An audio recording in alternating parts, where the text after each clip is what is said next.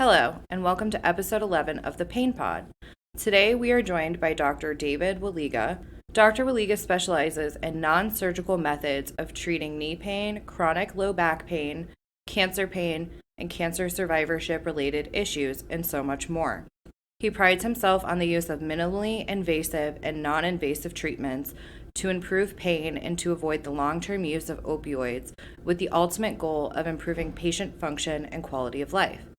Thank you for joining us today, Dr. Walega. Why don't you kick us off by telling us a little bit about yourself and what led you to pain management? Sure. Well, I'm a board certified anesthesiologist with fellowship training in interventional pain. I finished my training in 1998. That was a very long time ago. So I've had a wonderful career in interventional pain thus far. For the past 20 years, I had been in an academic center, not only treating patients and doing clinical research, but also teaching the next generation of pain doctors. I moved to Columbus about a year ago to pursue this wonderful opportunity, bringing cutting-edge interventional pain techniques to this beautiful growing city of Columbus. Awesome. So you did say you started in 1998. Yes. So with that, I think this leads perfectly into my next question for you. What do you do to make sure that you're staying up with the latest trends and treatments in the field of pain management? You've obviously seen a lot of growth over the years, so kind of give us some insight to that. Yeah, well, doing this for so long and being a national expert in the field, I have a network of colleagues across the country, actually in Europe and Southeast Asia as well, and we get together either virtually or at different scientific meetings around the country or the world, and often have roundtable discussions, talking about what's new, what's cutting edge, what's effective, where do we need to go with regard to newer techniques. Okay, that's awesome. With that big of a network and having all those different backgrounds, it sounds like it's very well rounded in your practice. And yeah, definitely. Your care philosophy. What motivates you every day as a leader in pain management? I know you've been doing it for a long time, so what keeps the spark alive? I would say my greatest motivation is the original motivation, which is taking care of patients who are suffering, specifically intervening with effective interventional treatments for a variety of chronic pain complaints and cancer-related pain problems. So I do believe that practitioners doing this sort of work make the world a better place by giving patients pain relief that allows them to have a life again. And that life means being a partner, being a parent, being a grandparent, being a good son or daughter or community member, or getting back to work, doing different things to contribute to society. That's really my main motivation, which sounds very, philosophical, but that is what gets me up in the morning and brings me in to see patients who are suffering. It's not easy to do this sort of work. Patients don't come to a pain doctor because they're happy and life is going swimmingly for them. They are suffering, and being around people who are suffering all the time can be a little bit draining.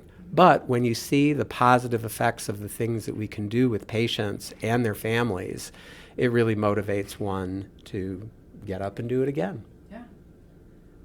So with that, what are some success stories of patients? Because obviously you see them at their worst. Some people have been dealing with chronic pain, so for years and years and years. We also see some acute pain. So obviously both are a little different, but what are some success stories that have really stuck out for you over the years? I mean, in general, the big success stories for me are those patients who come in, they can barely walk if they can walk at all because their pain is so severe, and they're on a laundry list of medications that they can't pronounce, or they report that they just feel terrible from the sedating side effects or the depressing side effects of a lot of these medications that are used for pain. And when we can get patients off of those medications, and when we can successfully treat them and they come in, I can see it on their face. Yeah. I can see the face is relaxed. They almost present as a different person that I hadn't met before. I've had patients who've been able to complete their schooling. I've had patients who were able to do something as simple as take their grandchildren to school. Take the grandchildren on the daily walk to school, and that was the goal. And we were able to successfully meet that goal. The big success stories, the little success stories, to me, they're all the same. I mean, of course, there are people who have dramatic improvement and, continue to do amazing new things with their life. But really, it's the people who meet the goal of being able to walk the dog or being able to go to the grocery store and get their groceries without having to sit down 5 times because they just can't stand because of their back pain is so severe or their knee pain is so severe. It's the big successes and the little successes that are always exciting to hear about. Yeah. Success is what we're going for, and regardless of the size of it. Exactly. Sounds like that's what keeps you going. Exactly. Keeps you coming back for more. Yes. To treat our patients. Yeah. I think that's also interesting. You had mentioned getting people off opioids if possible or lowering those doses. Could you kind of speak a little more to what are some alternatives to opioids for patients that you've used and seen to help with that, depending on the patient, obviously? Sure. So in interventional pain medicine, we use what is called multimodal pain relief or pain control, and also multidisciplinary pain control. Okay. So one of the unfortunate things about chronic pain is patients often don't know the resources they can tap into or the specialists they can see to get different or better pain relief options. Okay. So a lot of times patients will see their primary care provider. The way medicine is moving now, a lot of primary care providers are advanced practice practitioners, meaning they didn't necessarily go to medical school. Mm-hmm. They are a certified nurse practitioner or they are a physician assistant. So they have a different background and a different level and duration of training. They don't always know the cutting edge treatments that are available. Right. And unfortunately, a lot of primary care practitioners only have a few minutes to spend with a patient. We tend to spend much more time with patients, really get to the guts of the problem, to get a better understanding of what are the aggravating factors, what things have been tried before, what is the treatment goal, etc., and work toward that. Unfortunately, a lot of primary care practitioners only know opioid pain medications. That's all they've ever learned. That's all they've ever learned. And yet there is this fear that if patients are on opioids for more than a few weeks or a couple of months, then the DEA is going to come crashing through your clinic and take away the PCP or primary care provider's ability to see and care for patients. And then it is at that point that patients often get referred to a pain specialist. So, in answer to your question, there are a lot of other medications that can be used besides opioids, anti-inflammatories, a lot of topicals, a group of drugs called membrane stabilizers, which are not addictive or habit-forming. A variety of antidepressants have been used in clinical trials showing success in reducing pain in patients with chronic pain disorders. Often we go toward injection treatments or diagnostic blocks to identify what specific structure in the spine or in the joints are actually causing the pain. And based on the response to those diagnostic or test blocks, we can often direct treatment toward an ablation procedure where we're ablating or knocking out nerves a little bit more long term. We can do a treatment called neuromodulation, where we are using electrical current on nerve structures to block or reduce pain fibers from transmitting the pain message. And I always say, patients with chronic pain, all patients with chronic pain, have some element of depression or anxiety in addition to a sleep disorder. Yeah. It just comes with the territory. Yeah. Patients often deny that they're depressed or that they're anxious, but when you really get down to it, every patient with a chronic pain disorder has some element of depression and anxiety. That doesn't mean their depression and anxiety are the cause of their pain. Correct, yeah. I think depression and anxiety are often a result of having chronic pain and having to, change your life plan, change the goals for the day, change what you think you're going to do as a working adult or a grandparent or a community member. And so tapping into that depression and anxiety, making sure that patients are armed with appropriate coping skills so that their depression and anxiety is kept at a controlled minimum. That often includes consulting with a mental health provider, doing things like cognitive behavioral therapy to sort of reframe where patients see their lives at. Oftentimes, chronic pain is associated with a phenomenon called catastrophization, where everything is terrible and every day is terrible, and there are no shining lights in those days. And so we often have our mental health provider colleagues help patients learn to cope with their chronic pain, in addition to the other tools we give them or the other pain relief we can give them with the tools that we have in our interventional toolbox. That makes sense. Do you see typically with patients, once you kind of see the success, right? Once you see the progress being made, do you notice a shift with that anxiety and depression, or does it seem like it gets better for them, or? Often what we are restoring is hope. Okay. Patients have been living in a hopeless existence because they don't see a way out of their prison of pain. Right. And so we kind of dangle the keys and open up doors and show them light, metaphorically speaking. Yes. And that trust relationship between provider and patient is really, in part, therapeutic. Yeah. That relationship is therapeutic. When I left my academic medical center about a year ago, again, had been treating patients in that institution for 20 years, and there were many patients who were not very pleased that I was leaving and moving away. But the cards, letters, emails, personal discussions from patients were actually, to me, overwhelming. Because, again, I get up, I do my best, and sometimes we get home runs with patients, and there are other times where patients continue to struggle despite every one of our best efforts and the restoration of hope.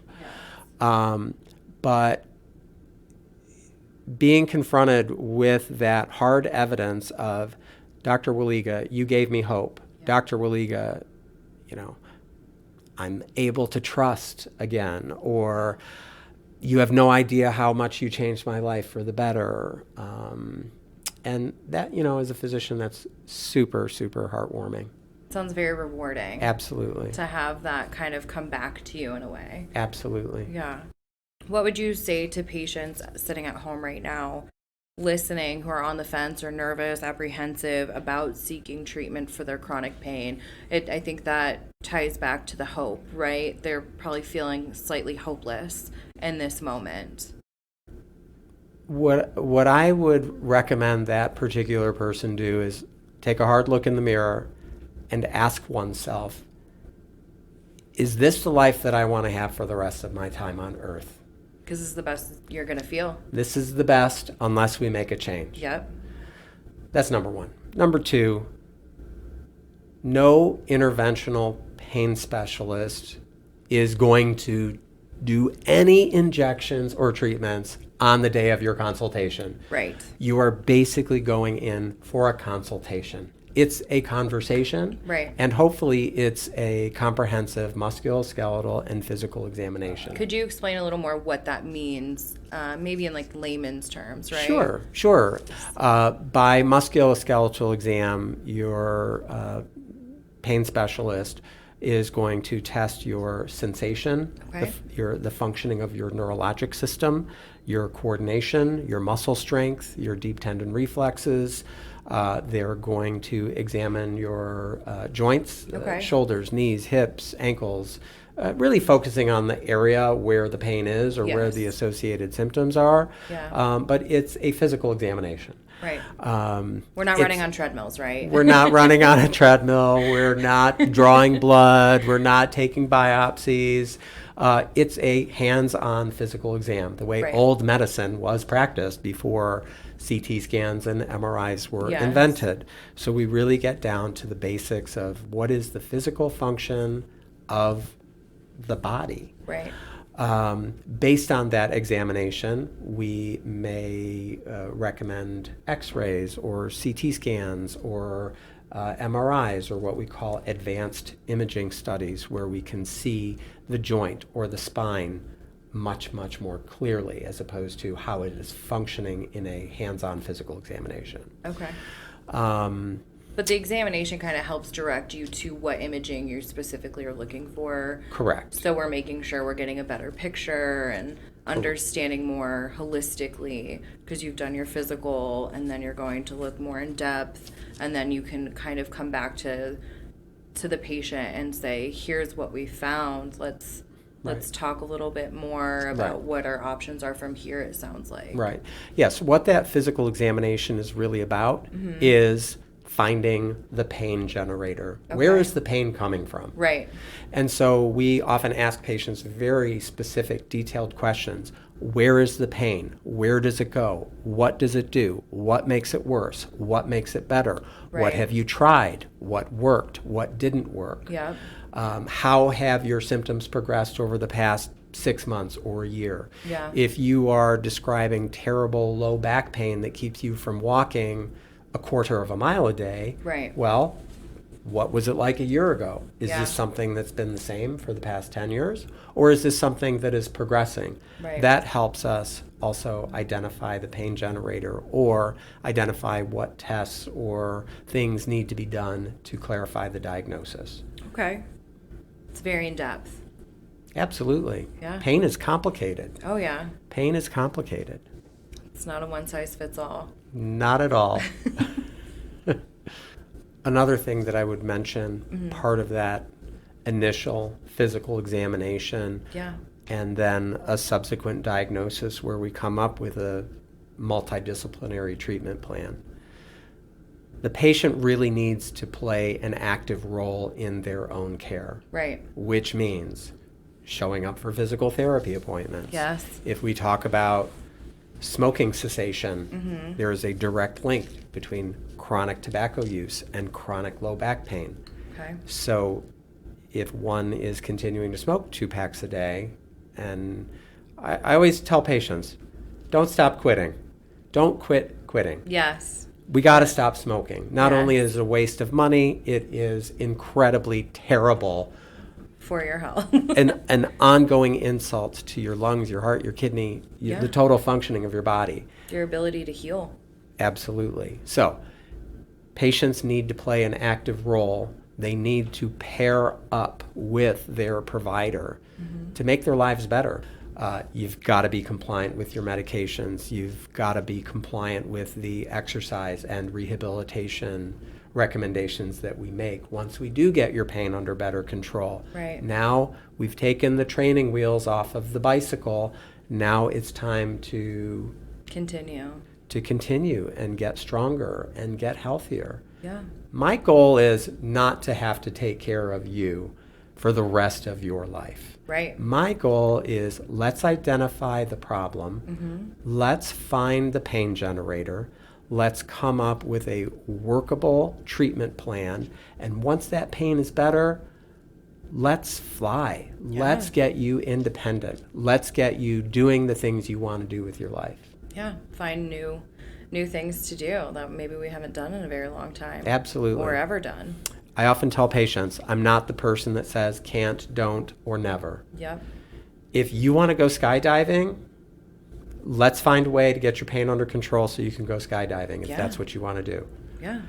If you want to get back to school, get back to learning a new trade, all right, what's holding you back? What are the specific things that are holding you back? What can we do to make this better, to let you find your path and meet your goals? Yeah. Achieve your goals. Yeah. I love it. It's great. It's a great perspective. It's a good thing to have in a doctor. Thank you again for joining us today on the Pain Pod, Dr. Walega.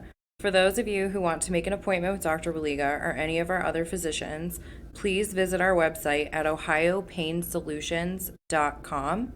Also, make sure to like, subscribe, and follow us on all our social media pages to keep up with all things pain management and to see Dr. Walega again. Thanks for joining us. Thanks for having me. It was great talking about pain and what we can do for patients.